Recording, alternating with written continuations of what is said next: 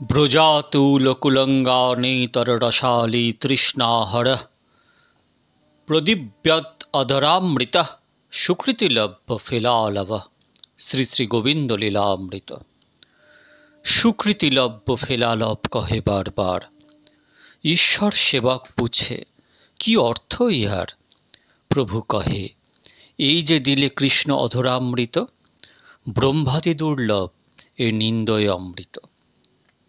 কৃষ্ণের যে ভুক্ত শেষ, তার ফেলা নাম, তার এক লব পায় সেই ভাগ্যবান। সামান্য ভাগ্য হইতে তার প্রাপ্তি নাহি হয়, কৃষ্ণের যাতে পূর্ণ কৃপা সেই তাহা পায়। সুকৃতি শব্দে কহে কৃষ্ণ কৃপা হেতুপূর্ণ, সেই যার হয় ফেলা পায় সেই ধন্য। শ্রী শ্রী চৈতন্য চরিতামৃত অন্তর্লীলা 16তম পরিচ্ছেদ। ভক্তগণ, আস্বাদন করছিলাম শ্রীমদ্ ভাগবতম, আস্বাদন করছিলাম গোবিন্দ কথামৃতম। ভগবানের নাম, ভগবানের রূপ, ভগবানের লীলা, ভগবানের ধাম, ভগবানের পরিকর, ভগবানের গুণ দিব্য দিব্য। ভগবানের নাম যেমন দিব্য, ভগবানের রূপ তেমন দিব্য, ভগবানের লীলা তেমন দিব্য, ভগবানের গুণ তেমন দিব্য, ভগবত ধাম তেমন দিব্য, এবং ভগবানের যত পরিকর আছে সব দিব্য। আমরা মহাপ্রভুর আজ্ঞা পালন করব, এটাই আমাদের একমাত্র কাজ। মহাপ্রভু এই কলিযুগের ভগবান। কৃতে চ ধায়তে বিষ্ণু, ত্রেতায়াং যজতে মখৈ, দাপরে পরিচর্যায়াং কলিতদ হরিকীর্তনাথ। অর্থাৎ সত্যযুগে ধ্যান, ভগবানের ধ্যান হচ্ছিল যুগধর্ম। ত্রেতাতে যজতে মখৈ, যজ্ঞ ছিল ত্রেতার যুগধর্ম। দাপরে পরিচর্যায়াং, পূজা পাঠ হচ্ছে দাপরের যুগধর্ম। আর কলি তদ হরিকীর্তনাথ, এই কলিযুগে ভগবান শ্রীহরি বিষ্ণুর, ভগবানের নাম হচ্ছে আমাদের যুগধর্ম। হেলায়, শ্রদ্ধায়, যেভাবেই হোক ভগবানের নাম উচ্চারণে, ভগবানের নাম স্মরণে অনন্ত কোটি জন্মের পাপ দূরীভূত হয়ে যায়, এবং অনবরত নাম জপ, নাম কীর্তনের দ্বারা নাম থেকেই লীলা প্রকট হয়ে যায়, নাম থেকেই ভগবত গুণ প্রকট হয়ে যায়, নাম থেকেই ধাম প্রকট হয়ে যায়, নাম থেকেই ভগবানের যত পরিকর সব প্রকট হয়ে যায়। তাই গোস্বামী তুলসীদাস বলছেন, ইহ কলি কাল না সাধন দূজা, যোগ জাগ জপ ব্রত নেহি পূজা, রাম হি সুমিরহি রাম হি গাবই। এই কলিযুগে আর অন্য কোনো ধর্ম নেই, একমাত্র ভগবানের নাম কীর্তন। নাম সংকীর্তনম যস্য সর্বপাপ প্রণাশনম, প্রণাম দুঃখ সমন্তম, নমামি হরিম পদম। শ্রীমদ্ ভাগবতের সর্বশেষ শ্লোক, নাম সংকীর্তনম যস্য সর্বপাপ প্রণাশনম।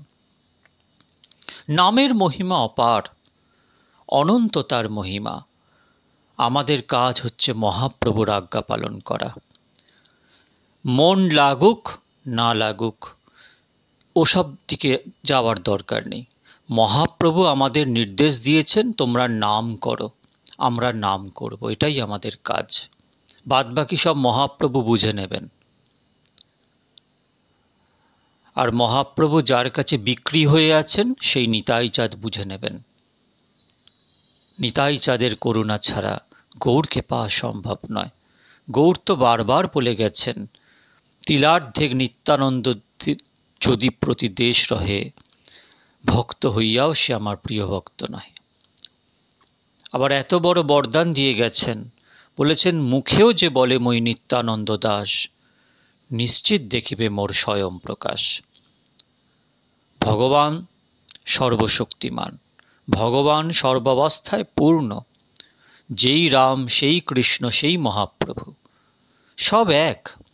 ভগবানের রূপের সাথে, ভগবানের লীলার সাথে, ভগবানের ধামের সাথে, ভগবানের পরিকরের সাথে যত ঋষি পরম্পরা, আচার্য পরম্পরা, যত আচার্য আছেন তাদের মধ্যে ভেদ দর্শন করা উচিত না। ভগবানের যদি আমি বলি এই ধাম শ্রেষ্ঠ, ওই ধাম শ্রেষ্ঠ নয়, অতটা শ্রেষ্ঠ নয়, এতে ধাম অপরাধ হয়। যদি বলি এই নাম শ্রেষ্ঠ, ওই নাম একটু বেশি শ্রেষ্ঠ, তাহলে নাম অপরাধ হয়। সব আচার্যরা জগতে এসছেন কি জন্য? তারা তো নিজেদের কর্ম ভোগ করার জন্য আসেননি, তারা জগতে এসছেন আমাদেরকে উদ্ধার করার জন্য। তাই আচার্যদের কোনো রকম ভেদ রাখা উচিত না। ধামে ভেদ থাকবে না, আচার্যদের ভেদ থাকবে না, গ্রন্থে ভেদ থাকবে না। শ্রীমদ্ ভাগবত, শ্রী শ্রী রামচরিতমানস, বাল্মীকি রামায়ণ, শ্রী শ্রী চৈতন্য চরিতামৃত, চৈতন্য ভাগবত এক, অভিন্ন। এর মধ্যে কোনো পার্থক্য নেই। সবই ভগবৎ স্বরূপ, সবই ভগবানের বাঙ্ময় স্বরূপ। এই বোধ নিয়ে যদি থাকি এবং একান্তে নাম আশ্রয় করি, তাহলে ভগবানের নাম লীলা ছাড়া আমাদের আর কি আশ্রয় করার আছে?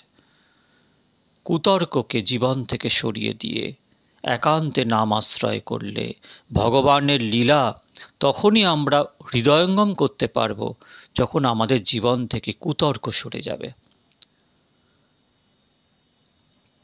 জগৎবন্ধু সুন্দর আমাদের একটা ছোট্ট সূত্র দিয়ে গেছেন, বলেছেন সাধুর চরণে পড়ি সুখে দিও গড়াগড়ি, অদূরে বসিয়া রবে যেন ইতর সমান। ভরা কাপে চা ভর্তি, কেটলি থেকে চা ঢাললে চা তো ওভারফ্লো হবেই না। তাই ভগবানের যত পার্ষদ আছে, ভগবানের যত ভক্ত আছে, আমি যদি তাদেরকে গুরুরূপ ভাবি, তাহলে তার আনুগত্য স্বীকার করে তার কাছে একদম অকিঞ্চন কাঙাল হয়ে থাকতে হবে। তার কাছে বোঝাতে হবে যে আমি কিচ্ছু জানি না। এটাই তো মহাপ্রভু শিক্ষাষ্ঠকে বলে গেছেন যে ত্রিনাদপি শুনিচেন তরুরিব সহিষ্ণুনা, অমানিনা মানদেন কীর্তনীয় সদাহরি। যাই হোক, চলুন ভাগবত শোনা যাক। আজকে যে অধ্যায়কে আপনাদের কাছে আস্বাদন করাবো তা হচ্ছে বিশ্বরূপ দর্শন। এই অধ্যায়ে গর্গাচার্য রোহিণী যশোদার পুত্রদ্বয়ের নামকরণ করেন। তারপর বাল্যক্রীড়া, মৃদ্ভক্ষণ লীলা, জননী কর্তৃক বিশ্বরূপ দর্শন লীলা বর্ণিত আছে। শ্রী সুখদেব বললেন, শুনো রাজা পরীক্ষিত, শ্রী ভগবানের নামকরণ লীলা বলবো। মহা তপস্বী গর্গাচার্য ছিলেন যদুকুলের পুরোহিত। এই গর্গাচার্য হচ্ছেন ব্রহ্মদ্রষ্টা। ত্রেতাতে ব্রহ্মদ্রষ্টা ছিলেন রাজা জনক, আর দাপরে ছিলেন গর্গাচার্য। ব্রহ্মদ্রষ্টা মানে ব্রহ্ম যদি একটা পিপ্পিলিকার রূপ ধরেও তার কাছে চলে আসে, দেখা মাত্র চিনতে যিনি পারেন তিনি ব্রহ্মদ্রষ্টা। তাহলে গর্গাচার্য ছিলেন ব্রহ্মদ্রষ্টা। বসুদেব তাকে পাঠিয়ে দিলেন গোকুলে নন্দরাজার গৃহে। আচার্যকে দেখে গোপরাজ নন্দ পরম প্রীত হলেন, কৃতাঞ্জলি হয়ে প্রত্যুত্থান করলেন। সাক্ষাৎ বিষ্ণু বুদ্ধিতে প্রণিপাতপূর্বক যথারীতি পূজার্চনা করলেন। আতিথ্য গ্রহণপূর্বক মুনিবর সুখে উপবেশন করলেন। নন্দরাজ মধুর বাক্যে তাকে অভিনন্দন করে বললেন, হে ব্রহ্মণ, আপনি পূর্ণকাম, আপনার কোনো বাঞ্ছা অপূর্ণ নেই। আমার মতো দিনহীন ব্যক্তি আপনার কি সেবা করতে পারে? হে ভগবান, আপনার যত মহৎ ব্যক্তিগণের কোথাও গমনাগমনের কোনো প্রয়োজন থাকতে পারে না। আপনার মতো মহৎ ব্যক্তিগণের কোথাও গমনাগমনের কোনো প্রয়োজন থাকতে পারে না। তাও আমার মতো দিনহীন গৃহীর গৃহে আপনার আগমনের উদ্দেশ্য নিশ্চয়ই আমাদের মতো গৃহীর কোনো মঙ্গল সাধন অবশ্যই, এছাড়া আর অন্য কোনো কারণ থাকতে পারে না। কারণ চৈতন্য চরিতামৃতে আছে, মহান্ত স্বভাব এই তাড়িতে পামর, নিজ কার্য নাই তবু যান তার ঘর। আপনি জ্যোতিষশাস্ত্রের প্রণয়নকর্তা। যে জ্ঞান আমাদের স্থূল ইন্দ্রিয়ের গোচর নয়, জ্যোতিষশাস্ত্র তার প্রকাশক। জ্যোতিষশাস্ত্রের দ্বারা মানুষ জানতে পারে পূর্বজন্মের সঞ্চিত কর্মফল ও এই জন্মের ভাবী প্রারব্ধ কর্মফল। আপনি কেবল দৈবজ্ঞ নন, বেদজ্ঞ বটে। নিখিল বেদজ্ঞগণের মধ্যে আপনি সর্বশ্রেষ্ঠ। আপনি উত্তম ব্রাহ্মণ। ব্রাহ্মণ কুলে জন্মবশতই ব্রাহ্মণ সকল মানুষের গুরু। সর্বপ্রকারেই আপনি বালকদের সংস্কার কার্য সম্পাদনে যোগ্যতম ব্যক্তি। আমার বালক দুটির নামকরণ সংস্কার কার্য আপনি করুন, আমার এটাই ইচ্ছা। গর্গাচার্য এই কথা শুনে বললেন, আমাকে যদুকুলের আচার্য বলেই সকলে জানে। আমি যদি তোমার পুত্রদ্বয়ের সংস্কার কার্য করি, তাহলে এরা যদুবংশীয় সন্তান, এইরূপ সংশয় কংসের মনে উপস্থিত হতে পারে। এইরূপ সংশয়ের পক্ষে আরও কারণ আছে। তোমার সঙ্গে বসুদেবের বিশেষ সখ্যতা আছে। তাছাড়া দেবকীর অষ্টম গর্ভে কন্যা হতে পারে না, এও এক আশঙ্কা কংসের মনে আছে। দেবকীর কন্যা হাত হতে চলে যাওয়ার সময় কংসকে বলে গেছিল, তোর হন্তা জন্মে গেছে। এই সব চিন্তা করে তোমার গৃহেই দেবকীপুত্র আছে, এইরূপ সন্দেহ কংসের পক্ষে অসম্ভব নয়। এইরূপ সন্দেহ উপস্থিত হলে ভয়ানক অনর্থ হতে পারে। বালকদের নামকরণ কার্যে গর্গমুনিরও প্রবল ইচ্ছা, তবে কংসের ভয়ে এই কার্যটি করতে চান না। কৃষ্ণ নাম রাখে গর্গ ধ্যানেতে জানিয়া, শ্রী শ্রী অষ্টোত্তর শতনামে কৃষ্ণের আছে, নরোত্তম ঠাকুরের। নন্দ মহারাজ আচার্যের কথাটি হৃদয়ঙ্গম করে পড়লেন, হে ভগবান, আপনি নির্জনে আমার গোষ্ঠে এই কাজটি করুন। অন্য লোক দূরের কথা, আমাদের যারা ঘরের লোক তাদেরও অলক্ষ্যে থাকবেন। কোনো জানাজানি হবে না। আপনি কেবলমাত্র স্বস্তিবাচন উচ্চারণ করে বালক দুটির দ্বিজাতি বিহিত সংস্কার করে দিন।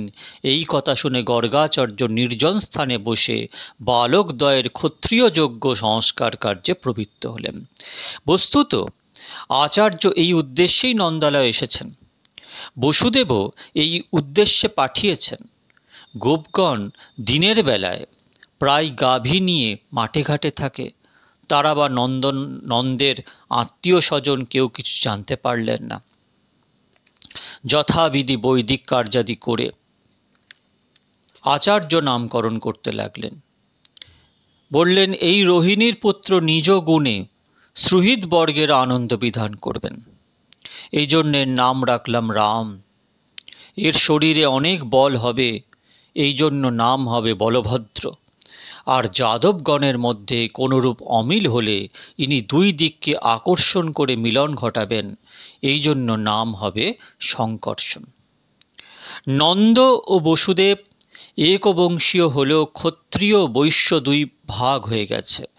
বলরামের নন্দ গৃহবাসে এই দুইয়ের সম্পর্ক নিকটতর হবে, এই কথা থাকলো আচার্যের মনে। আর গর্ভ আকর্ষণের জন্য যে সংকর্ষণ নাম, তা গোপন রাখলেন। বলরামের নামকরণের পর তিনি কৃষ্ণের নামকরণে প্রবৃত্ত হলেন। নন্দরাজের দিকে চেয়ে বললেন, তোমারই পুত্র প্রতিযুগে শরীর ধারণ করেন। শুক্ল, রক্ত, পীত এই তিন বর্ণ তিনি সত্যত্রেতা কলিতে হয়েছেন। এখন দাপর যুগে কৃষ্ণবর্ণ ধারণ করেছেন, এই জন্য নাম হবে কৃষ্ণ।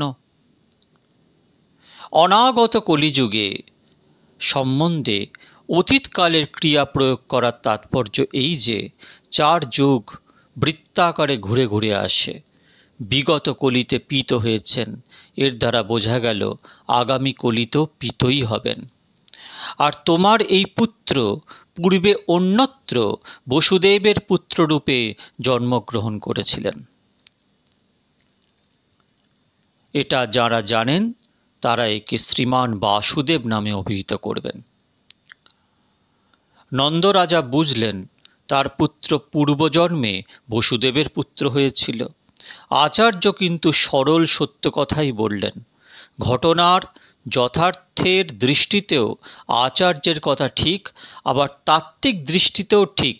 বসুদেব অর্থ শুদ্ধ সত্য, আর বাসুদেব অর্থ যাতে নিখিল বিশ্ব বাস করে। আচার্য আরও বললেন, নন্দ, তোমার পুত্রের গুণ ও কর্ম অনুসারে বহু নাম বহু রূপ আছে, সেই সবের অন্ত নেই। আমিও সব বলতে পারি না। আচার্যের কথার ভঙ্গিতে আরেকটি অর্থ হলো যে আমি জানি, অন্য কেহ জানে না। নন্দরাজ এই অর্থে বুঝলেন গর্গমুনি দৈবজ্ঞ ও সর্বজ্ঞ, তিনি আমার পুত্রের পূর্ব বহু জন্মের সংবাদ জানেন। আচার্য কিন্তু সহজ কথায় বললেন, অনন্তের অন্ত কেউ পায় না। নামকরণ শেষ হয়ে দৈবজ্ঞ আচার্য জাতকের জীবনের শুভাশুভ ফল নির্ণয় করতে লাগলেন। এই পুত্র গোকুলের ও গোপকুলের আনন্দ বিধান করবেন। এই বালক তোমাদের অনেক মঙ্গল বিধান করবেন। এর দ্বারা অনায়াসে তোমরা সকল সংকট হতে মুক্ত হয়ে যাবে। হে ব্রজরাজ, পূর্বকালে এক সময় দস্যুদের অত্যাচারে দেশ অরাজক হয়েছিল। তখন তোমার পুত্র সাধুগণকে রক্ষা করেছিলেন এবং নিজ বলে দস্যুগণকে জয় করেছিলেন। অতএব হে নন্দ, তোমার এই পুত্রের কি গুণের দিক হতে, কি সৌন্দর্যের দিক হতে, কি প্রভাবের দিক হতে সর্বপ্রকারে নারায়ণ তুল্য। বিশেষ সাবধানে একে পালন করো। আচার্যের কথার ভঙ্গিতে নন্দরাজ বুঝলেন নারায়ণ দয়া করে তাকে নিজ তুল্য পুত্র দিয়েছেন। বস্তুত পুত্রলাভের জন্য নন্দরানী যশোমতী বহুদিন নারায়ণের ভজনা করেছিলেন। নন্দরাজ ভাবলেন এই পুত্র সেই নারায়ণের উপাসনার ফলস্বরূপ। এই সব কথা বলে গর্গাচার্য নিজ গৃহে প্রস্থান করলেন। নন্দরাজ আনন্দিত হলেন। তার মনে হলো তার মনোবাঞ্ছা সকল পূর্ণ হয়েছে। এইরূপে অল্পকাল অতীত হলে রাম ও কৃষ্ণ জানুদ্বয় ও হস্তদ্বয় দ্বারা হামাগুড়ি দিয়ে চলতে চলতে গোকুলে বিহার করতে লাগলেন। কৃষ্ণ বলরাম ব্রজের কর্দমে হামাগুড়ি দিয়ে চলতে লাগলেন। অপরূপ রিঙ্গন লীলা ধ্যান নেত্রে দর্শন করে সুখদেব মহারাজ পরীক্ষিতকে তা দেখাচ্ছেন। ওই দেখুন, দুই শিশু কেমন চরণ আকর্ষণ করে সরীসৃপের মতন চলছেন। ব্রজগোপীগণ হো হো করে করতালি দিচ্ছে। কোটিভূষণ করভূষণ চরণভূষণের মনোজ্ঞধ্বনিতে ব্রজ মুখরিত হচ্ছে। এই মনোহর শব্দে হৃষ্টচিত্ত হয়ে বহু লোক সমাগত হয়েছেন। তাদের কেউ কেউ হে রাম হে কৃষ্ণ বলে ডাকছেন। তাদের ডাকে দুই ভাই তাদের পিছনে পিছনে ছুটছেন। কতদূর গিয়ে তাকিয়ে তাদের অচেনা মুখ দেখে দুই ভাই মুগ্ধ ভীত হয়ে পুনরায় মাতা রোহিণী যশোদার নিকট ফিরে আসছেন। নন্দরাজের আঙিনার কাদা শ্রীকৃষ্ণ বলরামের অঙ্গে অঙ্গরাগের শোভা ধারণ করেছে। যশোদা রোহিণী ওই শোভা দেখে আনন্দে বাহু বিস্তার করে পুত্রদের কোলে ধারণ করলেন। পরম আনন্দে স্নেহাতিশয্যে তাদের স্তন হতে দুগ্ধক্ষরণ হতে লাগল।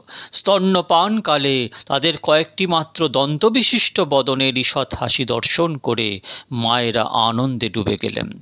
কৃষ্ণ বলরামের বাল্য লীলা ক্রমে ব্রজাঙ্গনাগণের এক দর্শনীয় বস্তু হয়ে উঠল। দুই ভাই বাছুরগুলির লেজ ধরে টানল। বাছুরগুলিও তাদের আকর্ষণ করে অনেক দূরে নিয়ে গেল। বাছুরগুলির গায়ের বল তাদের চেয়ে বেশি। বৎসগণের সঙ্গে কৃষ্ণ বলরামের এই খেলা ব্রজাঙ্গনাগণ অতিশয় হৃষ্ট হয়ে দেখছে। তারা গৃহকর্ম পরিত্যাগ করে দাঁড়িয়ে দাঁড়িয়ে মধুর হাসি হাসছে। হে রাজন, ক্রমে কৃষ্ণ বলরাম অত্যন্ত চঞ্চল হয়ে উঠলেন। মায়েরা অশক্ত হয়ে পড়ছেন তাদের রক্ষার চেষ্টায়। দুই ভাই অতি চপল ও সর্বদা ক্রীড়ারত। তারা সর্প, পক্ষী, অগ্নি, জল, কণ্টক, শৃঙ্গী, দ্রংষ্ট্রী এই সকলের সহিত ক্রীড়া করতে লাগলেন। মায়েরা নিবারণ করে রাখতে পারছেন না। তাদের পক্ষে গৃহকর্ম ও এই সব বিপদ হতে পুত্রদের রক্ষা, এই দুই কাজ একসঙ্গে করা অসম্ভব হয়ে পড়ছে।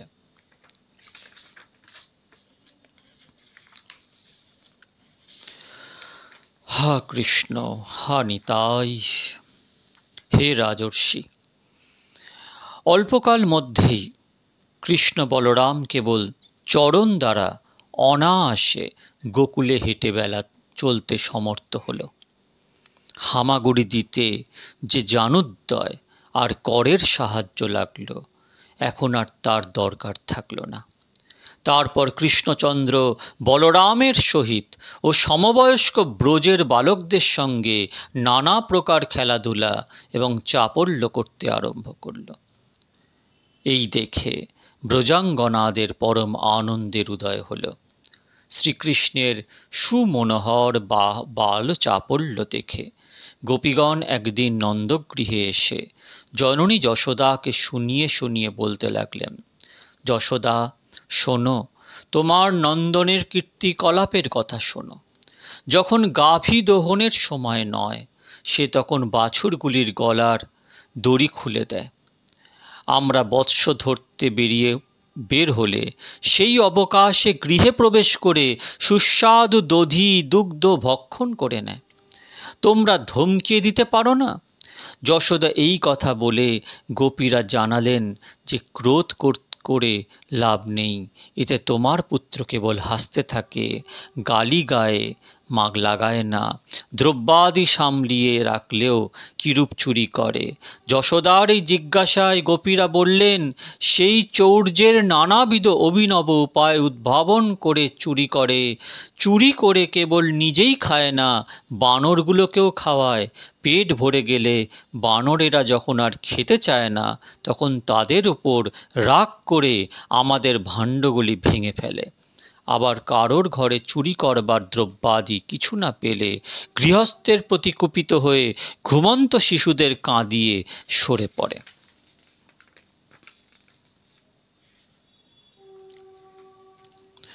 যদি দ্রব্য আদি উঁচুতে রাখি, অর্থাৎ হাতে নাগাল না পায় এমন স্থানে রাখি, তাহলে তা পারবার জন্য নানা কৌশল অবলম্বন করে।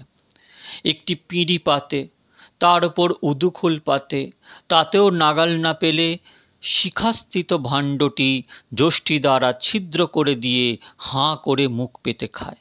কোথায় কোনো ভাণ্ডে কি বস্তু আছে, আশ্চর্য এই যে তা তোমার পুত্র সকলই জানে। অন্ধকার গৃহে দ্রব্যাদি লুকিয়ে রাখলেও কোনো ফল হয় না।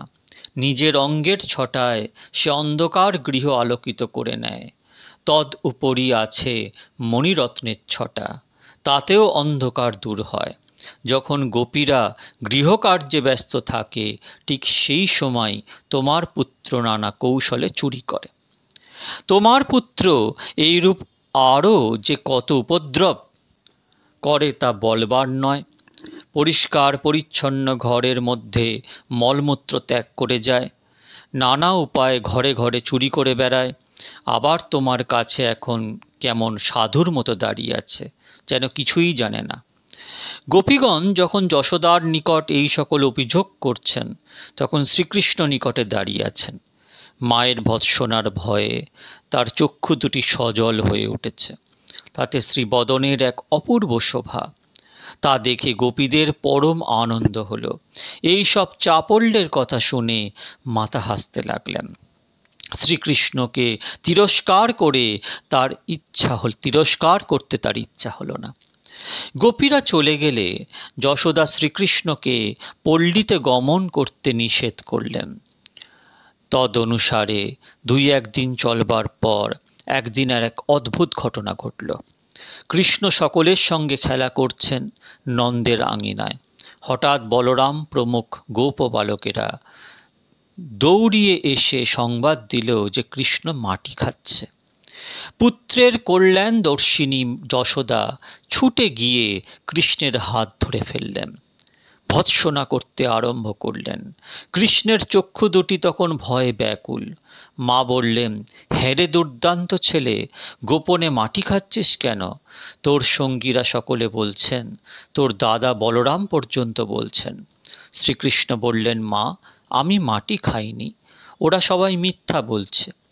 যদি তুমি ওদের সত্যবাদী মনে করো, তাহলে সাক্ষাতেই তো আমি রয়েছি, আমার মুখটা দেখো না কেন? মা বললেন, যদি তোর কথাই ঠিক হয় তাহলে হাঁ কর দেখি। মা এই কথা বলা মাত্র ভগবান শ্রীহরি মুখ বেদান করলেন। ভগবানের ঐশ্বর্য সকলেই তো তাতে আছে, কেবল লীলার তরে নন্দ যশোদার সঙ্গে বাৎসল্য রস আস্বাদনের জন্য মানব শিশু হয়েছেন। মা যশোমতী তখন কৃষ্ণের মুখবিবরে দেখতে লাগলেন বিশ্বের রূপ, স্থাবর জঙ্গম যত বস্তু, অন্তরিক্ষ লোক, দিক, পর্বত, সাগর, দ্বীপসহ ভূমণ্ডল, অগ্নি, চন্দ্র, তারকামণ্ডলের সহিত জ্যোতিষচক্র, জল, তেজ, পবন, আকাশ, দেবতা সহ ইন্দ্রিয়গণ, মন, শব্দস্পর্শাদি ইন্দ্রিয়ের বিষয় ও সত্তাদি 3 গুণ, এই সকল দেখলেন কৃষ্ণের মুখবিবরে। আরও দেখলেন জীব, কাল, স্বভাব, কর্ম, বাসনা, যা দ্বারা শরীরে শরীরে নানা ভেদ হচ্ছে। মা কৃষ্ণের মুখবিবরে আরও দেখলেন বৃন্দাবন ধাম, তার নিজের আঙ্গিনা, আঙ্গিনার মধ্যে তিনি নিজে আছেন কৃষ্ণের হাত ধরে, সেই কৃষ্ণও আছেন হাঁ করে, সেই হাঁয়ের মধ্যে বিশ্বরূপ। এই সকল দেখে জননী শঙ্কিতা হলেন কৃষ্ণের অনিষ্টের আশঙ্কায়। মা ভাবতে লাগলেন, এটা কি দেখছিস? এ কি স্বপ্ন দেখছি, না দেবতারা কোনো মায়া বিস্তার করলেন? অথবা মস্তিষ্ক খারাপ হওয়ায় এই সব আমরা দেখবার ভুল, অথবা কৃষ্ণেরই কোনো স্বাভাবিক ঐশ্বর্য, যিনি সকল তর্কের অবসান করিয়ে দেন, অথচ যিনি আবার কারোর বাক্য, মন, চিত্ত, কর্মের বিষয় নন। এই আশ্চর্য জগৎ যার আশ্রয়ে প্রকাশিত, যা হতে সঞ্জাত, যা হতে প্রতীত, তিনি ভাবনার অতীত বস্তু। রাম অকল্পেয় বুদ্ধিমন বাণী, আমি সেই নারায়ণকে প্রণাম করছি। আমি নন্দরাজার ঘরণী, আমি তার সকল সম্পত্তির রক্ষা কর্তী। এই কৃষ্ণ আমার পুত্র, এই গোধন, গোপ ও গোপীগণ সকলই আমার। এই প্রকার আমার কুবুদ্ধি যার মায়ায় হয়েছে, সেই নারায়ণ আমার একমাত্র আশ্রয়স্থল। এই প্রকারে যশোদা জননী তত্ত্বজ্ঞান উপস্থিত হল। তখন ভগবান শ্রীকৃষ্ণ মায়ের উপর পুত্র স্নেহময়ী বৈষ্ণবী মায়া বিস্তার করলেন।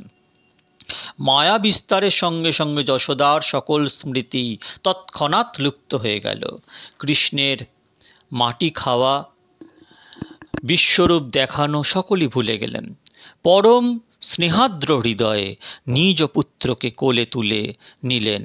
বেদ, উপনিষদ, সাংখ্য, যোগ দর্শন, পঞ্চরাত্র প্রভৃতি সাত্তত শাস্ত্র সকল সর্বদা যার মহিমা বিভিন্ন রূপে কীর্তন করে চলেছেন। বেদও যাকে নেতি নেতি বলে, সেই শ্রীহরিকে জননী যশোদা দেবী আমার পেটের ছেলে এই রূপ মনে করছিলেন। এই অপূর্ব লীলা কথা শ্রবণ করে মহারাজ পরীক্ষিত শ্রী সুখদেবকে জিজ্ঞাসা করলেন, ভগবান, মহারাজ নন্দ এমন কি শুভ কাজ করেছিলেন যার ফলে তিনি কৃষ্ণ পিতা ভাগ্যবতী যশোদাই বা কি পুণ্য কার্যের অনুষ্ঠান করেছিলেন যার ফলে কৃষ্ণ তার স্তন্যপান করছে?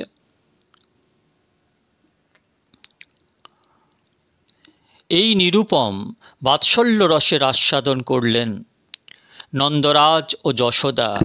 জ্ঞানীরা আত্মকল্যাণ ও জগৎ কল্যাণ নিমিত্ত তার লীলারস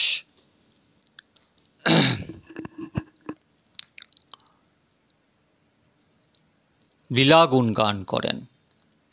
এই বাল্যলীলা আস্বাদনে নিখিল জীবের পাপ তাপ বিনষ্ট হয়ে যায়।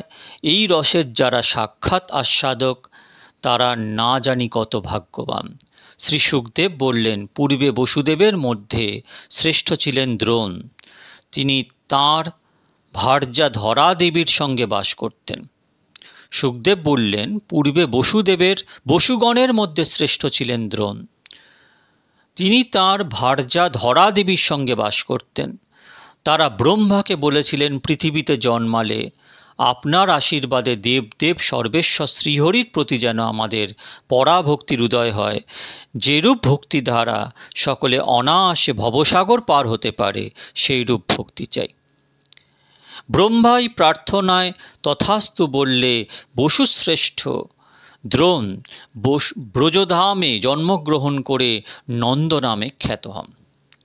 আর দ্রোণ গৃহিণী ধরা যশোদা রূপে আবির্ভূত হন।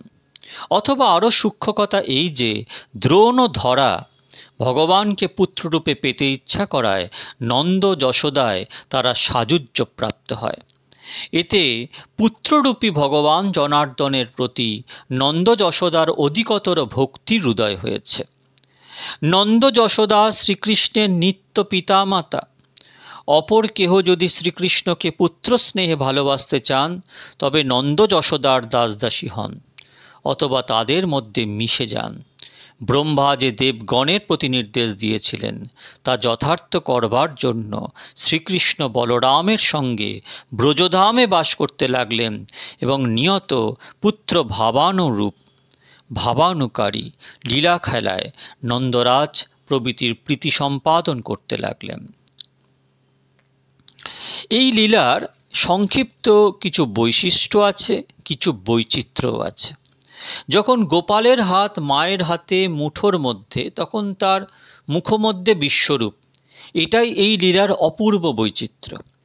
শুদ্ধ সত্যস্বরূপ শ্রীহরি বাৎসল্যময়ী মায়ের ভয়ে ভীত হয়ে মিথ্যা কথা বলছেন। এতে যশোদার বাৎসল্য স্নেহের মহামহিমা বিঘোষিত হচ্ছে। এটাও লীলার পরম বৈচিত্র্য।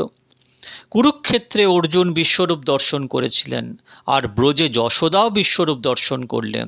দুয়ের পার্থক্য আলোচনায় লীলার বৈশিষ্ট্য ব্যক্ত হবে।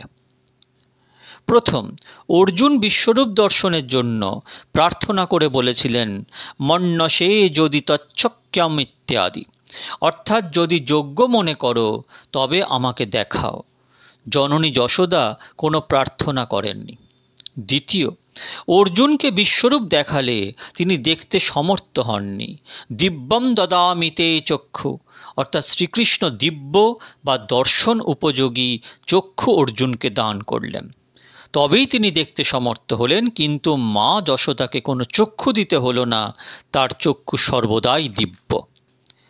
তৃতীয়, অর্জুন যখন বিশ্বরূপ দেখলেন তখন সখাকে হারিয়ে ফেললেন, কিন্তু মা গোপালকে নিরন্তর নিজের হাতের মুঠোয় ধরে রেখেছেন।